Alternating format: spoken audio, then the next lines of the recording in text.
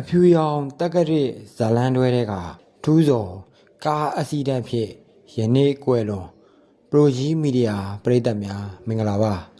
ထူးစော်ဟာအနုပညာကိုဝါသနာပါယူသွတ်သူတယောက်ဖြစ်တာကြောင့်ငယ်စဉ်ဘဝတည်းကကလေးတရုပ်ဆောင်ဖြစ်ဇကားတွေမှာပါဝင်တရုပ်ဆောင်ခဲ့ပြီးပရိသတ်တွေရဲ့အားပေးရှိခင်မှုကိုရရှိထားသူတယောက်ဖြစ်ပါတယ်အရွယ်ရောက်လာတဲ့အချိန်မှာတော့အဖြူရောင်တက္ကရာဇလန်းတွဲနဲ့ပရိသတ်တွေရဲ့ရှိခင်အားပေးမှုကိုတခဲနဲ့ရရှိထားသူတယောက်ဖြစ်ပါတယ်အဲ့ဒီနောက်မှာတော့ပန်းနုသွေးမဲရှိုးစတဲ့ဇလန်းတွေမှာကာရိုက်တာကိုထိထိမိမိပိုင်ပိုင်နိုင်နိုင်တရုပ်ဆောင်နိုင်တာကြောင့်အများကရှိခင်အားပေးမှုကိုရရှိထားသူတယောက်ဖြစ်ပါတယ်ယခုလိုအောင်မြင်နေတဲ့အချိန်မှာတော့ထူးစော်ဟာ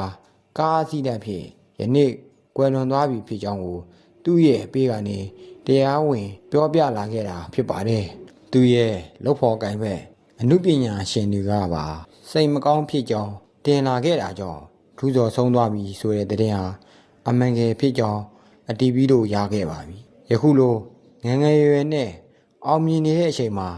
ကျွေလွင့်သွားခဲ့တာကြောင့်ထူးစော်ပရိသတ်တွေအနေနဲ့များစွာနှမျောတန်းတာစိတ်မကောင်းဖြစ်မိရပါတယ်ဗျာကျွန်တော်ရဲ့ဗီဒီယိုလေးကိုအခုလိုကြည့်ရှုပေးတဲ့တယောက်ရှင်းဒီတိုင်းကိုအထူးပဲကျေးဇူးတင်ပါတယ်